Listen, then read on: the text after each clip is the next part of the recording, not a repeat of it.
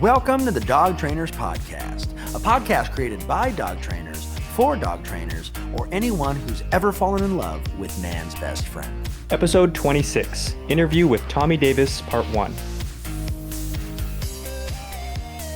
Hey everybody, welcome back to the Dog Trainers Podcast. This is episode 26, and we've got a pretty special surprise for you guys today, but I'm going to leave that for Brent. Before we get started, my name's Mariano, that's Brent, and we want to give a couple shout outs to some more cities that we noticed. You guys have just been giving us so much support. It's insane. I feel like 3 episodes ago, we were like at 1,000 downloads, and now we're approaching 4. It's crazy how much love and support you guys have given us, and we appreciate the hell out of it. And so we want to give shout outs to Houston, Texas, Atlanta, Georgia, Garner, North Carolina, Santiago in Chile, and Toronto, Ontario in Canada. Thank you guys. You rule. Now, you can find us online, Instagram, Facebook, and YouTube, all by searching Dog Trainers Podcast. All one word, Dog Trainers Podcast. And with that, over to you, my man. Awesome, guys. Welcome back to episode 26. Guys, we have an amazing special guest today. You guys might know him because he has the coolest dog training YouTube channel on the internet right now. And he's also the owner and founder of Upstate Canine Academy. Our boy, Tommy Davis. What's up, Tommy? Well, what's going on, guys? Thanks for having me on. I appreciate it. Yeah, we're so happy to have you on, man. Those of you guys who follow him already, you guys might already have this information, but you can go ahead and follow him on Instagram at Upstate Canine, or go ahead and check out his website, AmericanCanineEducator.com. We're super excited to have you on, man, because, funny enough, like all the research we've done when we were younger was from our elder dog trainers, right? We are this next generation of dog trainer coming up in the game and hopefully, leaving a good legacy and leaving a good imprint on the field. So we're super excited to have you here so we can talk about, some stuff that, how you got started, your business, because, we look at you on the internet and, you can't search balanced dog training without coming up to your content. So it's an amazing achievement. We're super excited to talk about it. But let's go ahead and just dive into this. If you can, could you share with us a little bit of your journey as a dog trainer? Kind of what was life like for Tommy Davis before dog training? Yeah, so life for me was, I grew up in my parents. I mean, I'll go back to the beginning because it really sculpted my career path now and my choice of working with animals. And in the beginning, my parents split up when I was like 10 or 11, so that sucked, as it does for most people or most kids. But I have a really good relationship with both my parents. It just didn't work, whatever. So I spent a lot of time at home by myself with my dogs, taking care of my younger sister.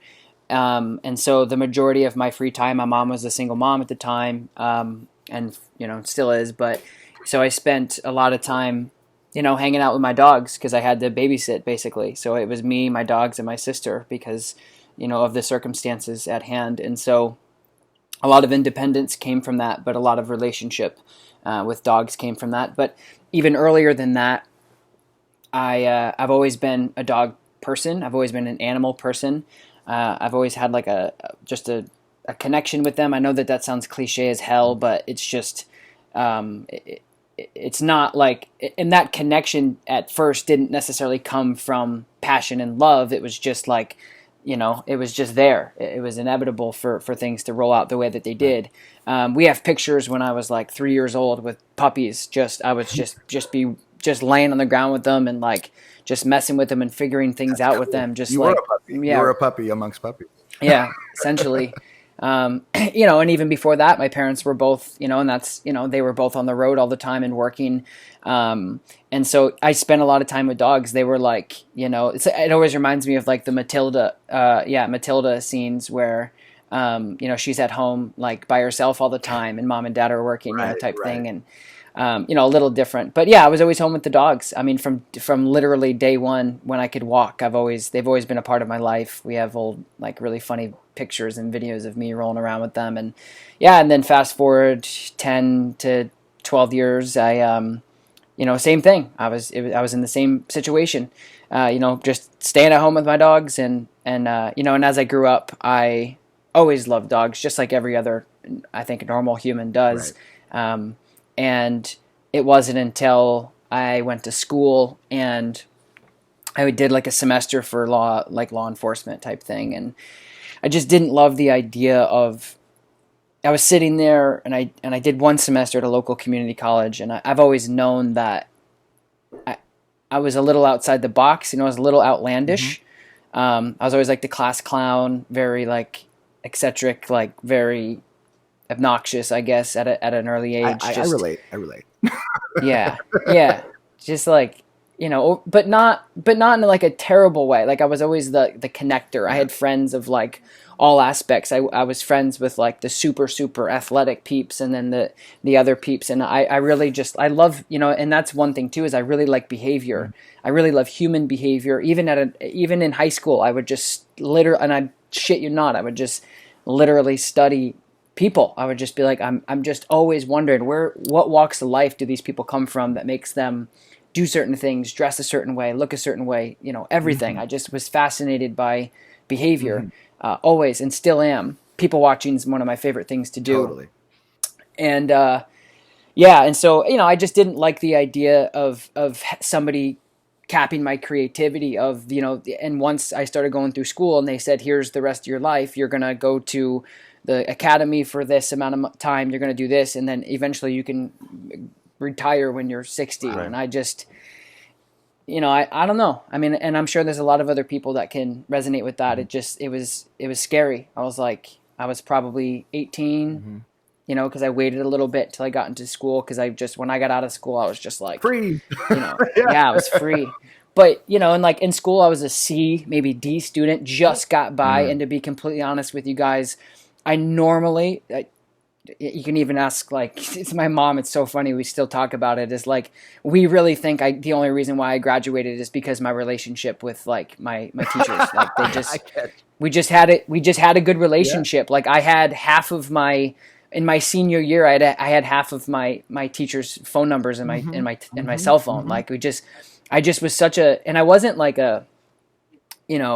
I wasn't like a brown nose or anything. I just liked people. I was like, hey, this stuff, like, I don't really care about a lot of this stuff, to be honest with you guys, but hey, I know it's your job to teach me, and I'm going to do the best I can to fly by this. And so, for me, C student, D student, and I just was kind of lost, but I knew that there was always something I just had in the back of my mind. I felt this intuition of something in it, and even today, it's not necessarily dogs. It's just I knew that I was supposed to be something different than, and I don't know how that sounds coming out of my mouth, but it's true. I knew I wasn't good. Like all my other friends were like, I'm gonna go to college, I'm gonna do this, I'm gonna do this, and I do this, and I think that's what I mean by the intuition of like, I don't think I'm gonna go that path. I don't know why I think that, but and then fast forward. I probably fast forward 2 years, I kind of was like, I'm not really going to do school, but I don't know what I want to do. And then basically, long story short, I saw this, I'll never forget it. I was standing outside of a local gas station here, and this lady pulled around, and this huge Saint Bernard's head was like sticking out the window. And I mean, not like a average Saint Bernard. This thing was huge, and I was bigger like, than Beethoven. Whoa. Yeah, I mean, I was like, whoa, that's huge, just like polarized me. I don't know what it was, I was just like, I want one of those. Like, I just want that, I have, and I had a dog, I always had dogs growing up, of course. And the dog that I had, in high school, all of high school, as well as into college, and even today, she's still around. She's just walking by now, actually. Nice. She knew you were talking about her. Yeah, she's like, I'm out of here. Y'all are talking about me. So I just was polarized by that dog, and I remember I was at the time. Again, I was like, I don't want to say I wasn't getting into trouble. My mom was frustrated because I wasn't following the normal. She was like, you need to graduate. Typical thing, I think, for everybody across the world, not just in the United States. Hey, go out and get an education and then go to college. And I just fought back against that so much. I was just like, I don't think so, Mom. I don't think that's the route for me. There's something, and again, I still, now I have a clearer image of like what I'm supposed to be doing in life for sure. But at that time, I was just like, I don't think so, Mom. So we always got after it. So I was kicked out of my house a lot in high school. I was living on friends' couches. I was living in, at one point, I lived in one of my buddies' backyards until it got too cold to not live there anymore in a tent with my dogs. I just bounced around, man, just like couch to couch to couch. My friends were my family, still are.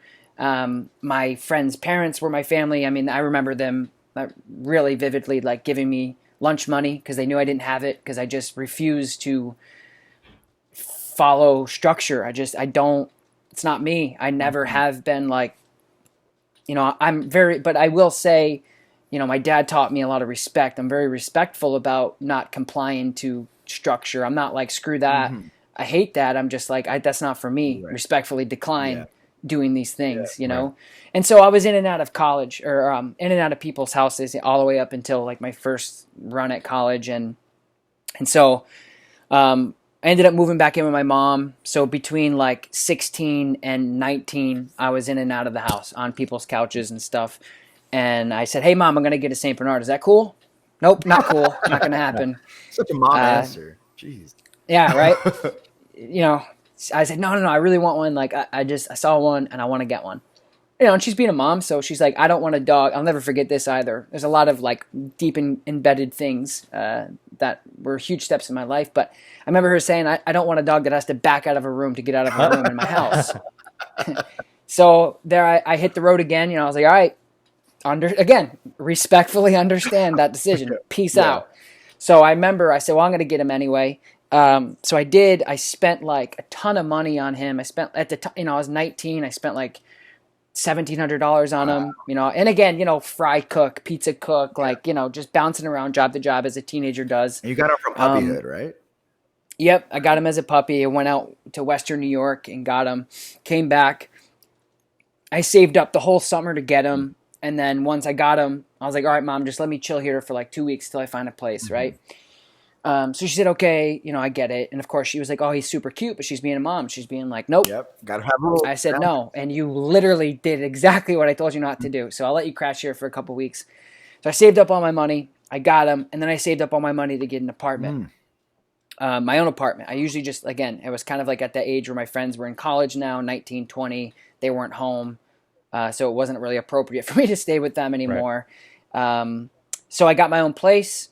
Spent all my time literally, and here's, I guess, where my start really came from, is I spent all my time working at Applebee's as a fry cook, and just like busted my butt. And I remember even my manager of the Applebee's, he said to me, he goes, you know, you really, you know, why are you here? And I was like, what do you mean? He's like, I'm looking behind the line and you just don't fit. You know, I swear to God, it was like, I was like, I know. I was like, and I was like, right? Like, what am I, you know, and it was just always like this, I don't know, man. It was just, and, you know, I'm just being as transparent as possible to give you guys like an idea of how I started my career. And it was just one of those things. It was like, I don't know. So I was young and I even look young. When I was a kid, I looked like I was 13 until I was like 25. Right. Super young, you know, late bloomer type thing. How old are you? I'm 31. We're all the same. We're the same age. You guys are old. I'm 27. Well, yeah, whatever. Yeah. You just, you know. So anyway, so, you know, it's just one of those things. Like, I don't know, man, you know, I don't know why I'm here either, but I got to support my dog. I got to support my new apartment, right? So I made this decision. I'm responsible. I take responsibility. Right. So it sucked because now I have this puppy and he lived by himself. And I worked all the time to support him. It was like counterintuitive. I'm like, okay, this kind of sucks. You know, so it was really sucky for me to now get this new puppy that I loved to death. Like, he was my best friend. I'm like, yay, I'm doing it, you know. Took him everywhere with me. You know, at that age, like I said, 19, 20, those are some fun times to be alive. Parties and friends' houses and fires and whatever. You know, he was my buddy. And took him everywhere. And then, you know, and there were some times where he had to be in his crate for long periods of time. You know, I was a dumb, young dude, and I didn't know, you know, I didn't know exercise, and he was still a puppy. So I remember I took him everywhere I could because I felt bad. So I had this Jetta. I put him in the Jetta, and anyway, we went to my buddy's house, and you know, I showed him to everybody because he was so cute. And this was about 5 months. He was about 5 months old, so he was like a medium-sized dog at this Right. point. You know, he's Okay. big, Saint Bernard. Dad was like 220, mom was like 180, so he was going to be big. And so I pulled up to my buddy's house and I said, "Hey man, I got my puppy." And this is like, you know, a family friend of mine that, you know, I'm like I said, my friends are my family. So I was like, "Hey, bring out your young brother and sister. I want to show them the puppy." He's like, "Hell yeah, that's cool." So he runs in and grabs him, and I come out. I go, "Look at Saint." His name is Saint. Mm-hmm. I go, "Look at Saint." And I open the door and he was just flopped over this way and his gums were flipped back and they were like, see, he was like this Upside down. and then he ended up just having hypoxic, like he just died. Oh my like, God, right there. no. I thought he was just Yeah. looking cute. Oh my No, God. man. So I grabbed him and God. I grabbed him and like his gums were purple. So like he was flipped back like weird, you know, like a dog wouldn't do that, right? Like, you know, like Oh, flipped. did he like flop So out on of the the car? Like if he was. No, he flopped on the ground, Oh, like like the like bottom on of the the floorboard, floorboard. not on the seat. Yeah, on the floorboard, it. and his back was like hunched over like the middle Oh, I thing. see what you're saying. And his gums were flipped open and they were blue, Oh like my gray blue. God. So I'm like, and they're like, and I grab him and I get him out and I just lay him on the ground and he's just like kind of twitching, and I was like, still traumatizing, as you can imagine. Right. My whole life has been, Right, caring for this dog. yeah, for like my whole life has been like going against the grain. I'm gonna do it. I'm gonna get this dog. I'm gonna prove to everybody, like, I could do you know. this. And I love him. He's my best friend. I've been busting my ass. I feel really bad that I don't get to hang out with him a lot because I have an apartment. Right. He dies. I get him out of the car, put him on the ground. The dad comes out. He's like, "Oh, where's this puppy?" I'm like, he's dead." And he's like, he starts laughing, and I'm like, "No, he's dead. I don't," and I'm freaking, right? I'd never forget it. It was just traumatic. So it just sucks, man. Just a really, really sucky thing. And so I loaded, and luckily there was a emergency vet down the road, probably 5 miles at the end of the town. Okay. I loaded him in. My buddy gets in, and I go just like, you know, I'm going 100. I'm running red lights. I'm swerving. My buddy's sitting there like holding on for dear life. And I'm telling him, I'm like, is he breathing? Is, you know, just like, what's going on? Is he breathing? Yeah, give me an update. Yeah, like he's like, I don't know, you know, and I'm just freaking out. And then his parents ended up calling the vet and they're like, "Hey, I called him. They know you're on your way, blah, blah, blah." I get there, I give him, hand him over. He's dead. Damn. So, yeah. So, you know, that's what really started. Like after that, I was depressed. I mean, at 19, 20 years old, I was depressed. I was like, okay, you know, and for me, guys, like hindsight, macro level is like, you know, I think everything happens for a reason. Yeah. And at that time, I couldn't grasp that. I couldn't believe that. No. Why does God hate me? Why would he take away the only thing that I have? You know? So it was traumatic. I was crying for days.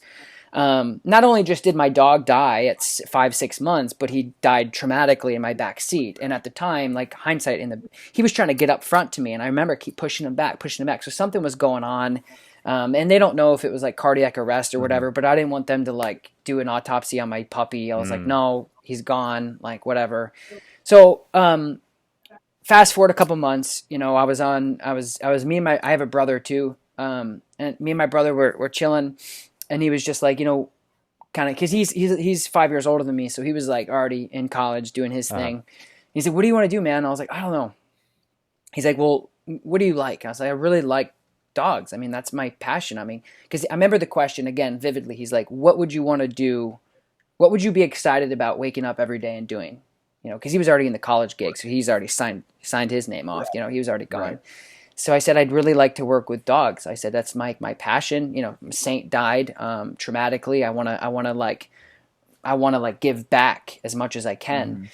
And so I started a dog walking business because I remember thinking, how can I start a business that would kind of give back to Saint's memory, if you will, like, you know, as much as I can. And so I started a dog walking business because I was like, you know, if I had a dog walking business, or if I knew that there was dog walking businesses around, I would have hired a person to come let him out. Because now there's all this guilt, right? Like there's this dog, he literally laid in the garage or in the crate his whole life, and then he died. I mean, what a piece of crap I am. So, you know, it sucked. It was really traumatic. And so, yeah, so I started my business. with nothing. I mean, I've told this story a couple times, but, you know, everybody made fun of me except like two people. My dad supported me. My mom was like, this is a terrible idea. You're not going to get paid to pick up dog poop. You know, so just not a lot of support. All my friends were like, you know, 20, 19. They were going to college, partying, and I'm sitting here trying to start a business. Right. And this was 13 years ago now. And I was like, no, I really like want to do this. And it was a struggle. And fast forward, I mean, 5 years of my life of just like, I literally like basically lived off of peanut. We have a local place called Stewart's around here. It's like a coffee shop, gas station, and I literally lived off like peanut butter sandwiches from Stewart's and like a little coffee. And I had a car at the time that couldn't go on the Northway, couldn't go on like the interstate because it would shake so bad, fall apart. So I'd have to take back roads to all my clients for like forever until I can afford a vehicle. So anyway, so that's like the skinny of how I started working with dogs. You know, just like it was crazy. Hey, can I say this from the jump? So here's something, and I'm mentioning this because I think that this is important for other people to keep in mind, and I'll explain why at the end of this, okay? So, and hear me out clearly. I've always liked your channel and everything, you know? I always was a fan, and we're talking years before me and Brent ever even talked about doing a podcast and all that. Thank you. But when we all spoke in person, you know, for those who don't know, we all kind of got together first, like, I don't know, it's been a couple weeks or so now.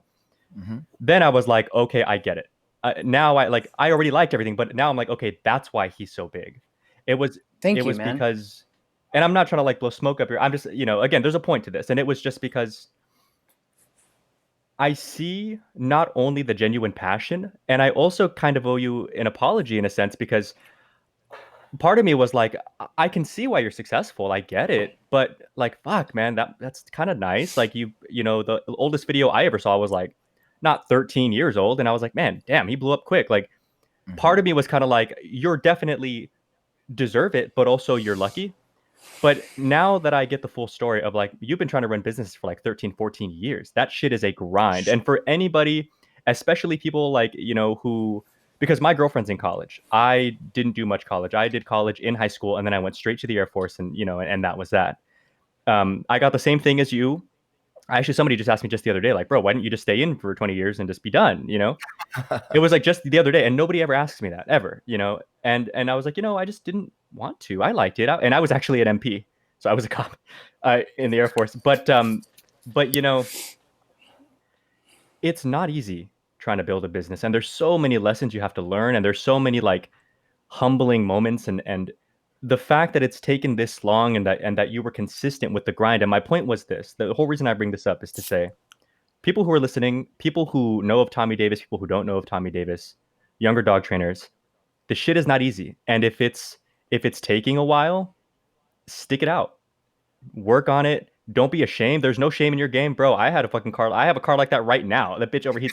I live in Phoenix, Arizona, by the way, and it was like it's gonna be 115 tomorrow, and my car is not happy to do that. And like, you know, but the point is, it's all a means to an end, right? I moved here not too long ago. I'm from LA myself, but if you can just kind of grind it out, have no shame in your game, know what you're worth, because I've noticed, and maybe you've noticed this too, Tommy, that people like you and me that have kind of bounced around from place to place, because Brent stayed at one kennel like for a long, long time, which is also good. That was my college. Yeah.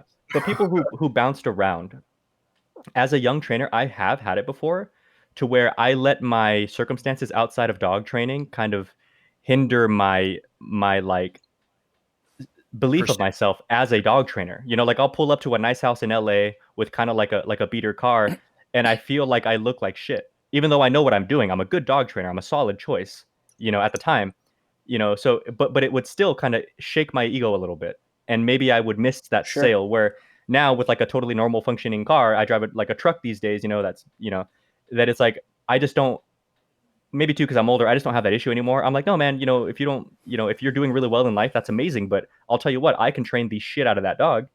So, you know, I think a lot of young dog trainers learn how to stick it out.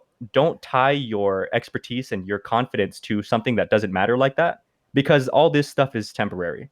You know, now I saw you in that mean ass truck. My girlfriend and I were talking about that interior of the truck, you know, like but it's just a function of grinding it out, you know. And that's super cool. By the way, shout out to my girlfriend. She loves you because you guys share the last name Davis.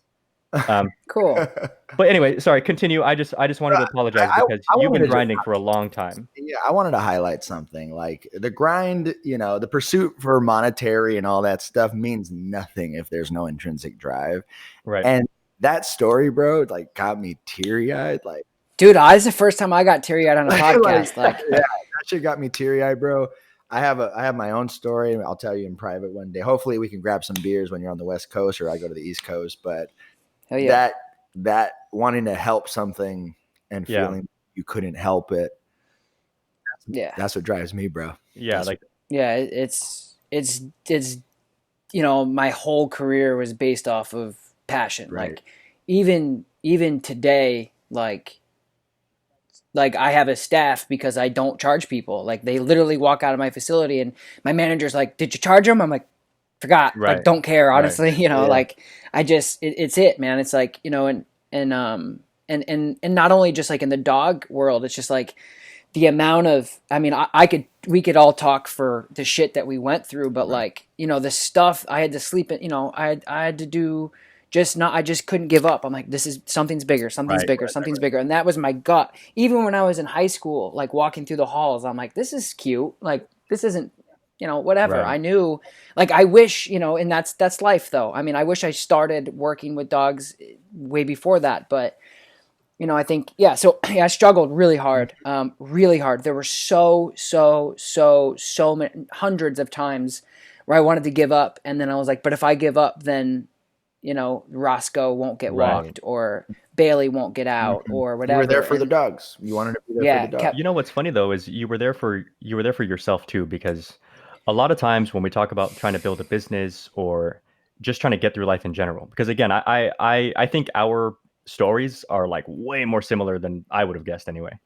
And, I won't get into all that, but I think that the ability when it comes to building a business, ultimately what it shakes down to is just be relentless and don't look backwards that much to where you're stuck, because analysis paralysis is super real. And I think that it's so important because with you being as big a person as you are, like in the dog training world, I just want to remind everybody, because I've made this mistake a lot personally when I talk to someone like bigger, someone very popular, is don't feel like it's unattainable. Don't feel like it's something special. Like you are very smart, very capable. You totally deserve all of it. And I applaud you for that. But it's nothing that other people can't also do. And I just want other trainers to keep that in mind. Just put your head down and fucking do some work. And there it is. And grind. Yeah. And I think it's, there's like the business that, that surrounds the work that I've done and the passion that wakes me up in the morning, in itself, like running a business in itself is hard as hell. Like starting, I think it's like 1% of businesses survive. Survive. Yeah, it's something like 2%, but it's crazy. Yeah. Crazy. And so like, don't, if anybody out there is listening and I do get a lot of messages about, like, hey man, how'd you start or whatever. It's like, I started from shit, like from nothing. Right. Nobody believed in me. Everybody laughed at me. I'll never forget handing my friends my business card. I'm so stoked. I'm like, look, Tom Davis, like Adirondack Animal Service, like this is great. Like I'm insured and everything, guys. Like I got my own logo that I made on like, like clip art, like, and I was like, and just like, the laughs, they're like, yeah, dude, you're ridiculous. Like, stop. Stop. We don't want to hear about this anymore. Right. I'm like, okay, whatever, cool. But I just knew, so like, if you you have to believe in yourself, because nobody is going to believe in you. And one thing I've learned for sure is you can't get big in your backyard. Right. So true. That's huge. That like for me, like my mom, until last year, my mom was asking me when I was going to go back to college. No shit. Till last year. Shit. She's like, you're like, Mom, like, okay. Do you get it? You don't get it yet, Mom? It's hard. People just don't understand. Don't understand. I told my mom's late 60s, almost 70. And I said, oh, Mom, my podcast is doing really great. And she goes, podcast? My mom hasn't listened to. My mom probably doesn't know what the name of our podcast is, but it's all good. Like I hear what you're saying. I think that it's important to note that you just have to have belief in yourself. 100%. But yeah, please continue. Anyways, so, Yeah, no. sorry. Yeah. I wanted to prompt the next question because you were talking about the pursuit, and we got to this point in the story where it's like, and then I started my own business, and then the inspiration for dog training is there. Who were the people who influenced you that said like, I want to train? Like, Yeah. who did that? Yeah, so the transition, I think the important thing, and the question I get a lot of times is, what was the transition from dog walking to training? Because I know that there's a lot of dog walkers that have personally messaged me and said, "Hey, you've inspired me to become a trainer. I want to know your transition, how you transitioned. What was the call? What was the email? What was that transition?" Because I think that lends each other. They're very close. Working. So all of the dogs that I worked with could not go to daycares. They were mean. They were aggressive. They were nasty to each other, which is how I found out about tools, which is another story. The organic tool usage that I use was collected off of the data of 30 dogs a day for 6 years, Monday through Sunday, of like, this works, this doesn't. Politics, what? Yeah, it had nothing to do with. I'm trying to get these dogs not to pull me. Yeah. Oh, and by the way, like by 22, my back was messed up because of the amount of dogs that weren't under control. So that's a different story about organic. Even the companies that I work with now started with me regardless of if they know or not. So anyway, so the transition was really like, I was the dog guy. I was walking, like the pictures you guys see all over, like, every town has that dog person, I think, or something like that. Like, you see the guy walking with, X amount of dogs, and I was that guy. And so I remember just this one call about Xena. The dog's name is Xena, and they said, "Hey, I know you don't really offer training, but is this something you could help me with?" And it was that one call. I was like, and I was very, very, very, very like insecure about it. I said, "I'm not a trainer. Like, I can't, like, I don't train, but I'm sure I can help you." So here's how my career began with behavior. She's like, "Well, it's not really training. She's just doing these weird things." And I was like, "Weird things? What do you mean?" "Well, she's cowering when X, Y, and Z comes in, or she's doing," so it was behavioral. And I said, "Oh yeah, definitely." I said, "Let me come over for a day and I won't charge you anything and I'll just watch and see what," and I told her, and she goes, and again, like, I want to be transparent because I think that it's valuable. And so she said, she goes, "I just hired 2 other trainers that both have accumulation of over 30 years of experience together. And the information that you just provided was more informative and made more sense than both of those other trainers." And I was like, okay. I didn't know what to say. I was like, okay, well, I'm still not a trainer. So like, I said, you should just try doing these things instead. And that's where it clicked. So then that one phone call led to another, and then another. And then pretty soon I remember calling my dad, and I was pacing, and I'm like walking around I'm like, "Dad, these people keep calling me about training, but I don't know what to tell them because I'm not a trainer." And I said, but I didn't know anything about training. Like, I didn't care about it. I just like, I thought what I was doing was kind of training. It was all behavior. It was all relationships. So it was very organic.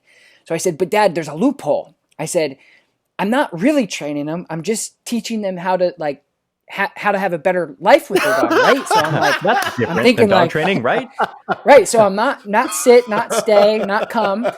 I'm just like, and my dad's like, yeah. You're kind of educating them. You're educating them, right? I'm like, yeah, like that's all I'm doing is I'm consulting, right?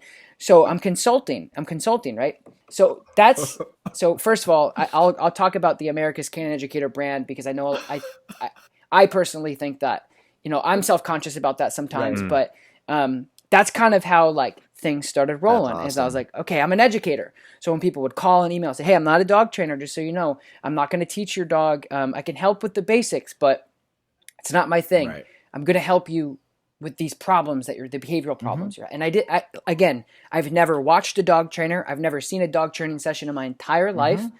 Didn't know anything. I just knew that I had insane instincts. Like, I will admit that. Like, my instincts were right on. And so that's where it started for me. I would actually go say like those instincts you learned from the time you were a kid. Yeah, bro. You know, exactly. like as much as Yeah. like people always ask like, oh, Brent, you have a gift. And I'm like, this Right. isn't a gift. Like I worked on a ranch. I had a bunch of dogs, but then I worked on a ranch from age 12 to 17. And horses try to kick your ass, you know, the sheep will try and goats will try and ram you. Like you learn to pay attention to shit. And it just Definitely. becomes another language that you've learned. You know what? So too, I think that's the beautiful part. Yeah. it's funny too, because I think that one thing that you were talking about that I really resonate with too is like when you learn how to read people. I don't know if it's a function, because my parents divorced young too. I don't know if it's a function of just kind of being two different kids, like when you're at mom's house versus dad's house, and you notice that they want different things out of you or whatever the case. Because my parents divorced and my dad lived in Mexico, so I'm like back and forth from California to so like the world is different, you know, and and at that time Mexico is not what it is today. Like it was still like pretty third world, even like 10, 15 years ago. So I think you learn then how to read the other people, because you're like, you know, like I get that and I'm one of you and everything, but like I'm not at the same time. And then after being in Mexico for 3 months, code switching. yeah, but the funny thing is like you're always behind. You know, I would live my life in California. I always went to school in America, but back in the day, remember tracks for school? So they'd be like A track, B track, and then you'd be off for like a few months. So I'd go to Mexico for like a few months at a time. And when you get there, I am an American ass kid who has to readjust. I know my Spanish, but beyond that, my mannerism and all that stuff just doesn't fit. And then by the time 3 months are up, I go back home and I am like a full-on Mexican kid. Like again, I have to. I'm always behind. I have to relearn, and by the time I learn, I'm back. You know, and so it was like you learn the insights. I think one of my favorite personal traits in myself as a dog trainer today. I'm confident and happy with my dog knowledge. I'm very confident and happy with my like technique and all that. You know, especially today because I still make it a huge point to learn and continue to grow. But I think I've always had that knack of reading people, and like when you read the dog's behavior. My favorite thing is like, okay, the dog did X. What was the person's response to the dog doing X? And that, let's call that Y. And then like, you know, and then we'll throw layers onto things. And I'm like, so based on the dog doing this, and then you responding to that, I can see the bottleneck right there. And then you start diving in from there. And then the obedience comes after. Right. Correct. Right. No, I love that, man. That's a cool transition into, or for Tommy, that was a cool transition into dog training. So behavior started becoming kind of your focus. Like I'm a behavior specialist. Like I can teach you how to manipulate behavior, but not necessarily through the platform of obedience. Right. And so like, who were some mentors? Who were some people you looked up to? Right. Who were some people that you pulled from? So let me. I want to tell this story because it leads into this. It's very organic and like it really. I think for me, it's like I want at least you guys to know this story. Yeah. If other people are listening, great. But I was on a walk with my so fast forward, right? Okay, all that happened with my dog. I started doing some dog training on the side, but I was still a dog walker. It wasn't because I was charging like $20 a session for dog training. I felt insecure about it. I'm like, I'm not charging you. I'm not a dog trainer. I don't know, because I see these other places with buildings and stuff like that. So, and I tried locally. I tried to reach out to local people. Walking in, I said, "Hey, my name's Tom. I'm a dog walker." Get a lot of people interested in training. I'm trying to help them out. Is there any way I can like watch? Because I feel self-conscious. I'm not good. I don't feel like I'm good enough. I was like, I want to know more about things, vocabulary, leashes. I want to know more because I'm obsessed with that type of stuff. Of like, if I'm into something, I'm all in. Right. But if I'm not, I'm not. I could care less. So nobody would work with me. They're like, nope, young kid. I've seen you on a billboard before. I've seen the paper. Like, nope, not going to work with you. Like, oh, okay, whatever. I think that that's just how it is. You know, it's just like they're not accepting to new things. It's scary. It's maybe they didn't have time. Maybe, I don't know. Who knows? I don't care either. But couldn't get in. So I remember I got another Saint Bernard. His name is Thompson. He's still alive as well. He's 11 years old. Yep, and he's around here too. And so I remember I was on a walk, and I was on the walk. I bought my isn't that a crazy story? I got my client's dog on the left, which the dog's name is Atra. It was Latin for shadow. Apparently, it was an Australian Shepherd. And then there's this train track you go over to get to the trail. So my dog is off leash because he's it's just how I never put leashes on my own personal dogs ever. They were always just free range, if you will. And, I was irresponsible. Like they would run away and I'd say, come, and they maybe come back. Maybe they wouldn't. Right. But yeah. Or they'd come back the next day and I'd be like, what's up? Like very, very like, figure it out. But also like, I don't care you're an animal. I respect that too. So go play in the mud for 2 days and come back when you're hungry. So anyway, I walked over the train tracks with Atra. This is in summer. I had sandals on. I looked to my right. I'm like, Thompson, let's go. And he's in the middle of the train tracks. And he was probably 2 at the time, young-ish. And I remember he looks at me and he play bows. Oh, no. And I'm like, no. We're not doing this. We're not doing this. So I look at him and I look to my left and I see this big light. And I'm like, yeah. And then it's like, wham. No. And I'm like, okay, we're not doing this either. I'm like, this is not happening, right? So I look at Atra and he's like, the hell? So I go, and I grip my teeth. I go, let's go. And he just runs. He just sprints on the track because the track's big. It's like a commercial train track. It's big. So I kind of blacked out. But so here I am. I have my sandals on. I have my client's dog. I don't want to let my client's dog go because I'm next to a busy road as well. Never in my wildest dreams could I have put this scenario together ever. Not even in a movie script, bro. So in the train tracks, there's these big planks, right? They're like probably a foot like this. And then there's these huge boulders in between, these rocks. So I just start running. So I'm running on this train track, right, after Thompson. And he's this 2-year-old St. Bernard, so he's not slow. And I'm chasing him. And I got the dog, and the way the train tracks are, they're built up on like a on a ridge this, so it's not flat. Yeah. So he's on the side, Atra, and I'm running, and then I can just hear this train getting closer, and I can hear it in the back of my head, wah, wah, like this, and I'm like, oh! So I'm chasing my dog, right? And I turn around and I can see this light super close. No. And that's where I kind of blacked out. I had 2 decisions to make, right? I either watch my new St. Bernard get pulverized by this train, or I risk my own life and his life. Right. And so I jumped, took him, barrel rolled off, kicked off the brim, and I had Atra here freaking out. Right. And Thompson, because I'm gripping him as tight as I can, is trying to bite me because I'm death gripping his haunches, you don't want to let him go. He'll go back for the train. Don't want to let him go because there's this train 6 inches in front of my face. It was like a freaking movie. I can't make this shit up. I swear to God.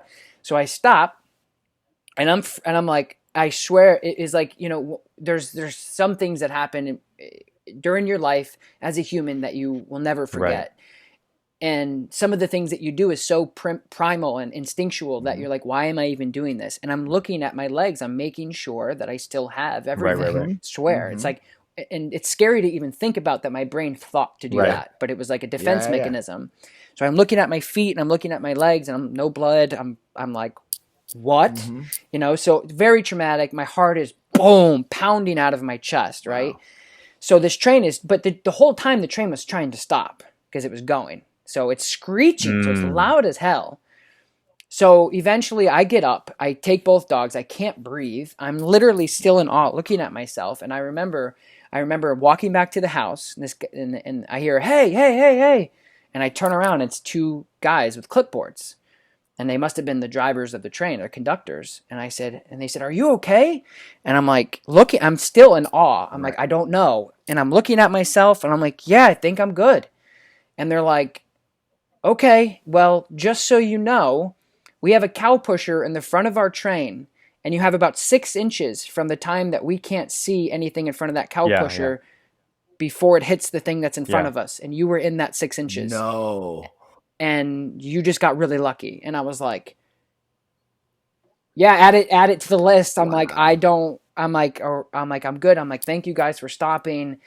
It was bad, like super close to dying, like super close. And I always thought, like, how could anybody get hit by a train? Right. The hell, it's a train. Right. Get out of the way. Get out of the way, dude. Shit. So that happened. So I want to explain, like, this is how I got into dog training. So, and this is how I got into remote collars. So then I Googled off-leash dog training in my area. And I ended up finding this lady. Her name is Janine Lazarus. She's based in West Virginia. Her dog training company is called Good Lad Dog Training. Okay. She's from England, Right. so Good Lad Dog good Training. lad, yeah. Yep. So she was actually a remote collar trainer in Saratoga Springs, where I'm from, in New York. And I just reached out to her and I said, "Hey, I'm a dog walker. My dog almost just killed me." She thought that was hilarious because she just did. You know, she's funny like that. It's funny because it worked out. That's why it's funny. Yeah, right, yeah. Because I have my both legs, your so Yeah. So anyway, so that's how I got into it, man. As I just said, can you please? I was like, I'd be more than happy to shadow you to, you know. And so she had DOGTRA, right? This was many years ago, and she goes, "I want to show you something." So she goes, "First of all, your dog's 150 pounds. You should never be walking him on a flat collar." I said, "You're right. He's a pain in the ass. He won't stop, he won't stop pulling, which is why I never really put him on a leash." Right. So then she said, "Well, here's a prong collar." I said, "Oh, sweet. This thing's awesome." Yeah. Right. And she goes, "And then because of that train thing, let's talk about remote collars." I said, "What is it?" She goes, "It's just an ability to communicate off leash." And I said, "Wow, this is great." So that's really, and shout out to Janine, because she was the person who started my whole career in dog training for sure. Yeah, so you can find her on Instagram. She's super cool. She's funny. She's not like super tech savvy, but she's awesome. What's her Instagram for the audience so they can follow her? I think it's at Good Lad Dog Training. If you just search Good Lad Dog Training. Her name's Janine. Yeah. So anyway, fast forward, right? And I thought it was fascinating because here's me as a dog professional for like 5 years, and then here's this English lady who, is by herself. She's not married. She just is doing her thing, right? And she's killing it. And so I then thought it was fascinating. So, hey, I really want to learn more about this e-collar thing. This is awesome. Like, this is so cool. I'm like, my clients would benefit from this like crazy. And the prong collar, I knew my clients had it, but like now I know about it. Now I know how it works. And so Janine trained. She was a head trainer at the Monks and Newskeet for many years. That's dope. Yeah. So with Brother Christopher, and the way that they introduced the e-collar, on the contrary of, and I get crap for it all the time because it's just different, is they introduce it very, very subtly. They use low level stimulation as an introduction communication. They never put it on a corrected dog ever, unless certain circumstances. But and so anyway, so that's how. I shadowed and just watched. I just was her shadow. I mean, I just watched everything that she did. Consultations, training, off-leash stuff. She taught me how to train my own dog. And then, the DOGTRA relationship was founded this year, between our partnership. But it started way back. It's very organic. Yeah, man. So that's really, to answer your question. And I don't like to say, oh, well, because that story is organic and it's real and it's authentic. And I like to tell that story, even though it's long-winded, but I want you guys to understand that it wasn't just like, I really like dogs. I'd really like to train them because I think they're cute. Right. I was forced and pushed into these things. And I think, I believe everything happens for a reason. For sure. And the world and the way that it worked, it just lined me up that way. So that's where I started. I think it's awesome because I happen to believe a lot of that same sort of thing, so, and I don't stem too far into that because this is like a dog training podcast, but let's talk about the meaning of life, people. No, well, I'm down. I'll crack a beer now. I'm down. But I just episode 27, beers with Tommy. But again, I try really hard, like, as we listen to, to our guests and everything to the story has so much value in and of itself. And I just try to think like, how can we kind of give the little snippet to the listener as to like what we took from it? Because a lot of times that's a thing. I'm a big podcast listener myself, so like all other kinds of podcasts, dog training or not. And even hearing what someone else took from the story can be valuable, like the story itself, And so what I love about it is, you were kind of pushed into this whole thing, and it was all just kind of meant to be. But at the same time, you kept pulling at the same time. Because I've met so many people in so many walks of life where it's like everything lined up for you too. You just didn't do it. And, and it's a shame. And the thing is, it could be for a lot of the reasons that you said that we've all experienced. Like, I didn't feel like I was good enough. I was embarrassed. I was whatever. And we all feel that way. Everybody feels that way. Michael Ellis, Tyler Muto, Tommy Davis, like, Everybody's been there. The key is drive through it and just go. It's all right to suck. Everybody sucks. But, like I've had that so many times just myself as a boxer, as a whatever, like you lose sometimes. It's all good. It's just a matter of, are you willing to keep pushing? I love the L's. Love them. Like when you do something and you lose, it's good. It's a huge. You have two options. You take it, and you learn from it, or you say, okay, now I suck. Yeah. Those are. Let me ask you this. So to move on a little bit, speaking of L's, because this kind of thing is really hard for a ton of people even today. I want to talk a little bit about your start with YouTube. Okay, because I haven't seen some of the, or maybe I have. I don't know. It's hard when you're watching YouTube videos because it'll recommend you stuff from like 2 months ago to like 5 years ago. Yeah. So yeah, how was the start? Was it clunky? Were you unsure about how to shoot things? Was it different than it is today? Dude, so bad. Here's like my YouTube. Okay, yes, absolutely, dude. Like yes, 100%. It was bad. It was really bad. I had no help. I didn't know. See, and that's the thing is, like, I didn't know anybody on YouTube. I didn't know any dog trainers filming anything. I didn't know anything, like nothing. The only thing that, and I told Michael this when I had him on my podcast a couple weeks ago, is Janine, the girl I was talking about. I said, Janine, this is great, but I need more. I need more content. I need more.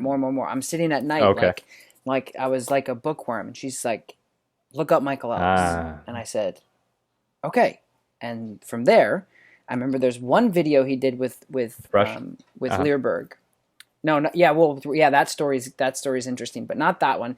But he was working with this client, and it just kind of changed things for me because there was this dog jumping on his client like this, and she looked at Michael and she said, "Should I correct him?" He goes, "Hell yeah, correct him! He's jumping in your face." The older lady, I remember that video. Yeah, and I was like, that's a dog trainer. That's that's what I do. And so YouTube for me, I started watching content, but I guess I'm connecting those two because I didn't know anything other than Learberg. Like as I got into, like, as Janine said, watch Michael Ellis, and then I got into Learberg, and then of course I met my really close friend, Forrest, Mickey, and through Learberg, and I've gone out to Learberg and hang out with the Learberg gang and Ed and Cindy and everything. Awesome. But it's for me, it was like I that didn't inspire me to do YouTube at all. I was able to see other trainers for the first time in my whole life because nobody around me would let me shadow, and the only person that I could shadow was Janine, and she was like all over the place from Vermont to New York, and it wasn't efficient, So I wanted more. And so that wasn't really the inspiration behind YouTube, but YouTube for me was when I got my first facility, I don't know, 5 years ago, 5.5, 6 years ago-ish. When I got my first facility, it was like a piece of crap warehouse on a top floor. That's Upstate, right? Upstate? Yeah. Cool. No, yeah, that was Upstate Canine, like OG. First. Yeah, like the first, not the one that we're 1.0. 1.0. Yeah. Yes, the first Upstate Canine. And yeah, so when I started, that is when I started filming stuff, because I said, I was like, I think people would benefit from watching some of the stuff that I'm doing. Here's the thing: is when I had people crying, like in my sessions, like human, like dog owners were like crying. They're like, "This is so amazing," blah blah blah. I was like, okay, well, I wanted to help other people do this. How and it's always been for me. Always, how do I help as many dog owners? Right. Always, that's like my mission statement. Right.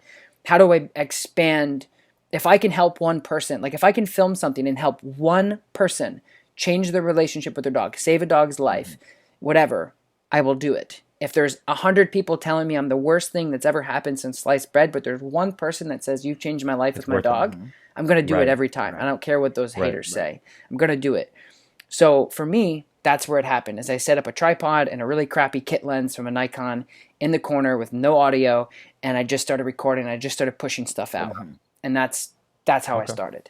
Yeah, because today it's something completely different. If you've got like some production quality that's like intimidating, frankly, and I'm like, well, shit, it looks really good. Like, how do you really, how do you match that? How do you, but again, it is humbling and it is grounding to see, like, everybody starts somewhere, and And that's why I ask. Definitely. And I was also going to ask about building the kennel, but you kind of got into that a little bit. So the first one was about 5 years ago, and that's good to know too.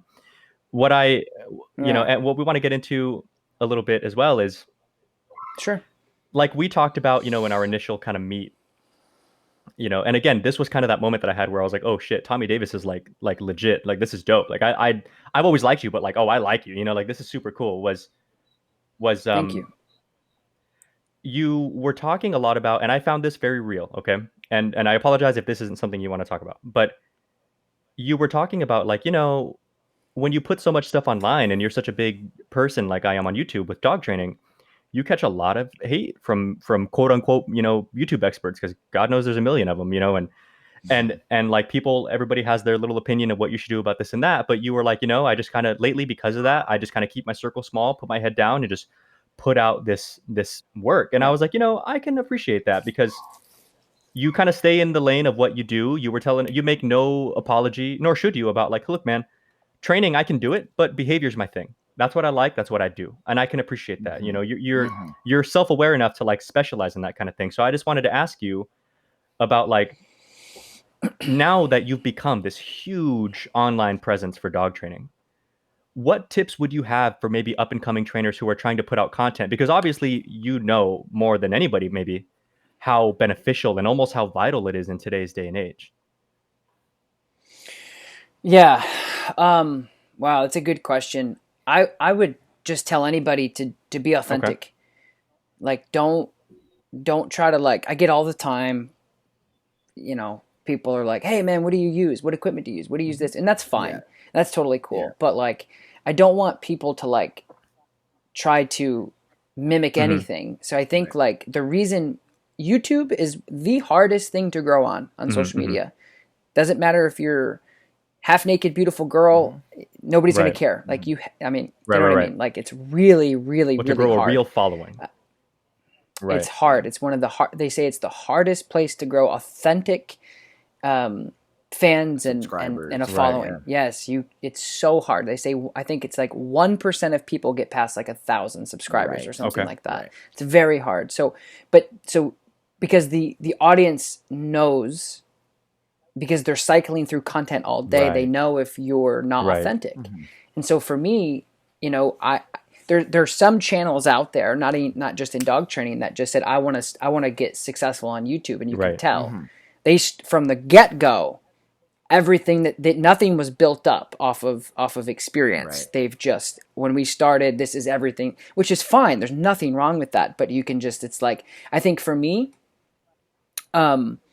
it's I think a lot of the people who had been following me are continuing to watch the growth of what I'm doing, and I think that resonates with so many people that I'm just like you guys. I'm just like you. I'm no better than anybody out there listening to this. I may have more experience than some people, or I have different whatever, but like I'm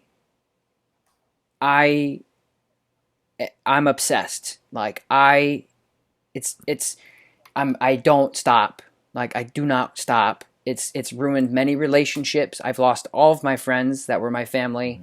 You have to sacrifice everything to get what you want. For me, my advice is to people is to do you. Don't try to say, well, I want it to look like this. It's fine to be inspired.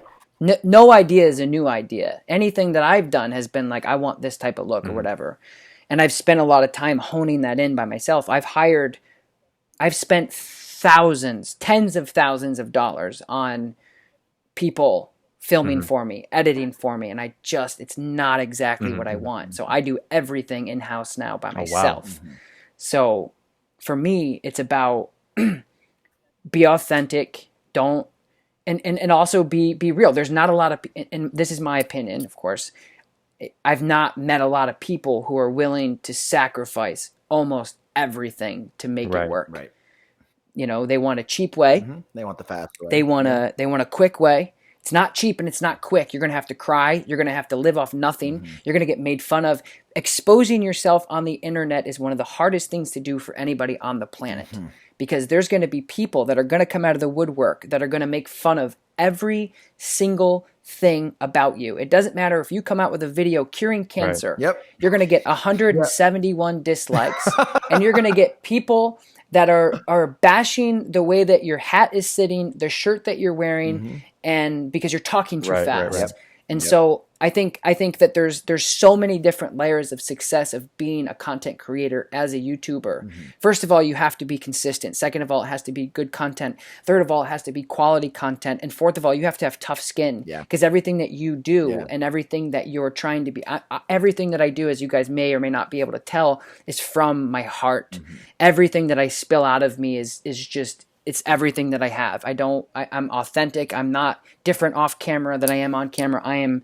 I'm authentic. And so you just have to realize that, like, when you put something out that means the world to you, and you're like, this is the best thing I've ever put out, there's going to be probably 2,000 people that are going to rip you apart. Right. They're going to rip your girlfriend apart. They're going to rip your brother apart, your sister, your family, everything. They're going to rip you down. And a lot of people can't handle that. Right. I've had, and I like I said, in the beginnings, I keep my circle. I've been burned in the dog training industry too many times. I'm so, I'm protected. I have people in my life that protect me from certain emails, from certain phone calls, from certain, hey, I have an idea. And I've done that to myself because I owe it to myself to not be burned, because I care so much. Right. If somebody reaches out to me for help, I want to work on this project, and I want to come in, I want to fly in and see you and all this stuff. And I used to just be a yes. I'd love to help you. I'd love to help you. I'd love to help you. I'm a yes man. But now I've put into place in my own business and my own life to protect me from that, because I'm vulnerable sometimes. Right. But that, so anyway, that's I'm so sorry. That's self-awareness, though. If you know that you have an issue, you put someone else in place that deals with that issue. I can appreciate that kind of thing. Yeah, and I thought that was weakness. No. For the longest time, I was like, dude, I'm a businessman. I work hard. I'm here. I'm doing my thing. And I realized that I've also, like, my mental health is important. If I, don't get enough sleep, or if I don't eat properly, like I have, I have all of that in place to make sure that my system and my machine is running as smoothly as it possibly can. And you know what? The only reason why I've invested money into, like, somebody delivering me meals so I can eat properly, because I usually eat like this, like I'm talking or whatever, like I'm always on the go. And for me, the only reason why I'm doing all this is to help dogs. Because I know if I'm on my game, I'm going to help a dog out there, if it's one or two. And so for me, like, I think to go back to the original question of, like, how to start, you have to be real. No, people are going to read right through you at some point. There's people who get 10, 20, 30, 40, 50, 60, 70, 80,000 subscribers, and they stay there for about 4 years because it's, and I don't really know the answer to that question of why they stay there, but I think it has to come from here. Well, I think that we can kind of, like, assume that it has a lot to do, because I'm not a huge YouTube channel, so I guess maybe I can't speak, but I'm a big YouTube watcher, so maybe I can, and I think I tell people this all the time. I was literally just talking about this last night. You can't bullshit people because they're smart. And I think that the problem today, everybody knows when they're being bullshitted, and yet everybody thinks they can bullshit someone else. It's like, no, just the way that they know too, and when the reason why the followings, I think, are smaller is because some people are all right with it. I mean, if the content's still there, I guess it's still valuable information, but most people aren't. And they're like, the good thing about YouTube is the competition of it all, of like, well, there's a dog trainer who can probably tell me the same thing, but Tommy Davis is more real. Let's just watch him. It's better. So I think that that's a big one. I wanted to bring up really quick. You seem like the kind of person like me that would appreciate, you ever heard of Andy Frisella? Yeah. Yes. The motivational speaker. Yeah. Yes. I like him a lot. So, anybody listening, if you're a no bullshit kind of person, I think you might like the MFCEO podcast. Andy Frisella is a cool guy. And then there's CT Fletcher, the workout guy, the older guy. And he did. He did a thing on Netflix or it was on YouTube. It was somewhere, but it's called like something to do with obsession. And he was talking about the word obsessed. And he was like, what does it mean to be obsessed? And people give the word obsessed such a negative taste, such a negative vibe. But honestly, and this is him talking. He's like, I'm only where I am today because I was obsessed with success, and I would take nothing less than that. And all the family, all the relationships, all the shit that didn't work out were trying to draw me from my obsession. And as much as I didn't want to lose that girlfriend, didn't want to break that bond, didn't want to, whatever, I couldn't help it because I'm obsessed. And the cool thing about it is, for all the people that may fall off, you find those that don't after. You'll find the person that's okay with it. Like my girlfriend is great, man. She goes to school and everything. And I'll be honest with you, like, we moved here a year or so ago.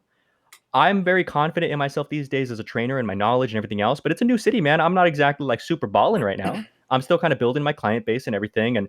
And I think a lot of it has to do with just kind of my confidence and my calmness and everything, because I've been in this position before. But my girlfriend, my hat's off to her, because she's like, she trusts me, I'm like, listen, one day this shit is going to be super huge and it's going to be totally worth it. And I'm going to be able to take you on each and every one of those vacations that we can't do, because as a dog trainer, it's like, you never have time off. Dogs are at your house, so, so she's like, man, I want to go camping. I want to do this. I want to do that. And I want to do what she wants to do, but I'm obsessed. And one day we will get there. But that, keeping that clarity of mind and keeping that confidence in yourself, like we've talked about before, but just people who like that kind of thing. CT Fletcher, Andy Frisella, check it out. And always remember, you cannot bullshit people. Just be real. And one thing I've learned is to talk about what you know. You got to talk about what you know. Right. You see so many people on the internet trying to be experts in everything, and it's like, come on, dude.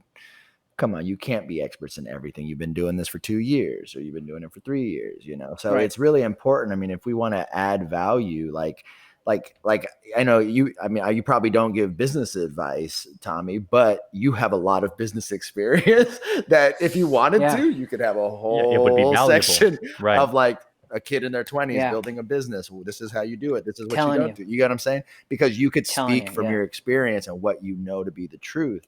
And so, my biggest passion in the dog training game is how do we make it digestible? How do we uncomplicate this thing that can feel so complicated, so that dog training can be more accessible and doable for the average dog owner, right? And I think when you have people who specialize in their lanes or whatever it is that really just scratches their own itch, right? Like sometimes you might have a person who's obsessed with the obedience, the tricks. You might have someone who's obsessed in the behavior mod. You might have someone who's just obsessed in body language as a language, right? And if those people who have these passions obsess over it, master it, have this expertise, then you put content out. Oh my gosh, the library of content that would be quality content is amazing. And it's funny because that's kind of what Tyler's doing with Consider the Dog.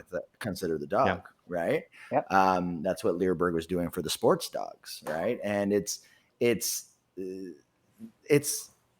talk about what you know, so that way you can add your bit of legacy to this dog training game and help as many people as you can. Hey, can I ask you, do you know Sean O'Shea? Me? You're asking me? No. Okay. Do you know of Sean O'Shea, the Good Dog Kennel? I ask because you guys had like the very similar story. I know it's kind of natural, like dog walker become dog trainer type thing. But yeah, I think he'd be a good contact to, we're trying to. I've tried. Really? They're busy, man. Yeah, he does. I've talked to them a couple times. Like they're super busy. Jeff Gelman's another one. Yeah, I tried to reach out to Jeff and Sean like 2 years ago, and they just, it is what it is. Like I don't think they even saw my message, so it's okay. But I don't. Well, let me tell you this, because I just reached out to Jeff maybe a week or so ago, and I touched base with him again yesterday. And originally, it was more than a week ago. It was right around the time actually that we all had our initial talk. So it was our first time talking to you. And one thing that you said to me that day really resonated, because Jeff Gelman had just told me the exact same thing on Instagram. And it was, I try so hard. I really care to help as many dogs as I can. I believe it with you, with Jeff, with a lot of these guys, but you get so much flack that I keep my circle tight. He said the exact same thing, like almost verbatim, and I was like, man, there's got to be something to this, and I remember when we talked, I was like, bro, keep in mind, like, we're so happy that you're on and everything. And like, but we want you to know, we want to add value to you back. And I think that the way that we can do that, and the way that all trainers can do that, is just all that flack that you get for the different methodologies and whatever. Like, let us share some of that load, man. Like, I haven't seen anything that you've done yet that I disagree with in any way. So it's like, hey man, look, if you have a problem with him, I guess you have one with me too. And I don't have time to like, I'm not suggesting people argue with randos online, but I'm just making the point that nobody says you have to eat that by yourself. You know, you're not alone. It's easy for people to feel alone. And you're Tommy Davis. You're in a great position. So is Jeff. So is everybody else. But like, again, for the maybe the lesser known dog trainer, even real big guys, man, they deal with the same thing. Yeah, definitely. And I think that's one thing I would like go back to about what you said about advice for future dog trainers is, you know, shout out to my girlfriend Taylor too, which almost everybody that usually gets to me goes through her first. She's my filter. And you know, she knew from day one, this is how this is going to go. You're going to be in the back seat for a long time. Now she's definitely not. You know, and she every day, you know, she has to put up with my obsessive hustle. So it's here's dinner at 8:30 at night. Yeah. Thanks, sweetie. Yeah, definitely. You know, and it's just like, it's not disrespectful. It's just like, she knows what she signed up for. So that's the other thing I would say is just pick the same thing with my staff. My staff is extraordinarily supportive of what I do. You know, the team around me that I've put together and pieced together is what makes everything work. Right. You know, they're the yin to my yang. I say, I don't know how to do any, you guys do everything else I can't do.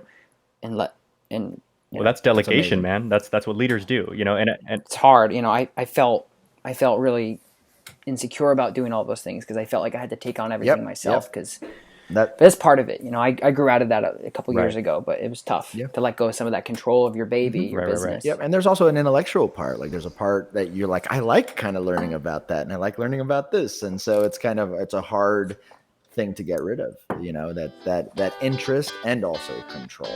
So I totally get that. That's beautiful, man. That's beautiful.